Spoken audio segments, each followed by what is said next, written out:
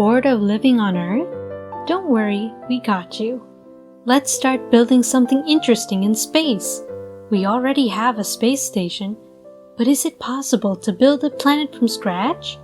Well, let's speculate about this scenario in today's video of DiscoverZen. The total time for the formation and evolution of our current home planet is estimated to be about 4.5 billion years. But we don't have so long to build our new planet. Neither do we have the materials required for this humongous construction.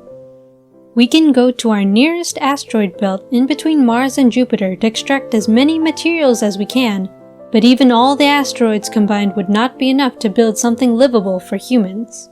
If we can extract materials from all of Jupiter's moons, we can make up a planet that would be as big as 10% of the Earth. Even this option would take thousands or even tens of thousands of years to build. Other than that, we don't have any more practically feasible options with our present-day technology. Now, let's say we got all the materials to work with, but still, it will take an enormous amount of time to practically build the planet. Everything has to be assembled in space, so scientists and engineers need to work there. The whole project will cost us quadrillions of dollars and millions of rocket launches. We might even have to establish a moon base for this project. We will cover this topic in a different video. So make sure to subscribe to our channel and press the bell icon to not miss any future videos. Let's say we started building our planet, but where is the right location to do that? Our habitable zone in the solar system, also known as the Goldilocks zone, starts right after Venus and ends after Mars. Anything nearer to the sun from this boundary is too hot for life to sustain, and anything away from this zone is too cold. So we will prefer to stay inside this Goldilocks zone. Okay, so let's say we've finished building our planet, but to make it habitable for humans, we need oxygen. We can put some greenhouse gases for the plants, which will use sunlight and carbon dioxide for photosynthesis and give us breathable air to survive. We will also add some ammonia in the atmosphere to make it denser and livable for humans. But one thing that is quite hard for us to do will be the protection against solar radiation. Our current home planet's core is filled with superheated iron, which when the Earth rotates, produces a magnetic field around the globe. In our artificial planet scenario, it's impossible to fill the inner core with that kind of material, and it's nearly impossible for us to really build an Earth replica with our present-day technology. But there is some workaround there.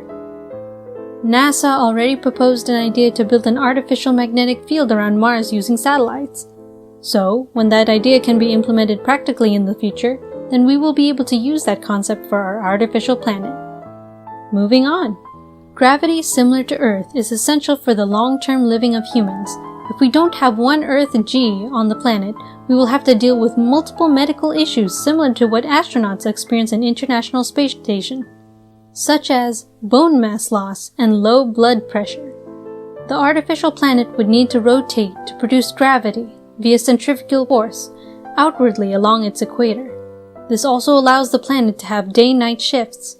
Getting the planet to rotate wouldn't be hard. Angled rockets could start the whole planet spinning and maintain it at the rate required for Earth-like gravity.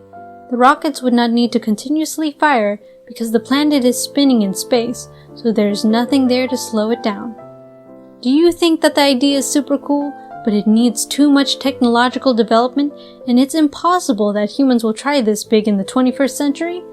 But what if we try something that's possible with our present-day technology? Like, what happens if we terraformed Mars?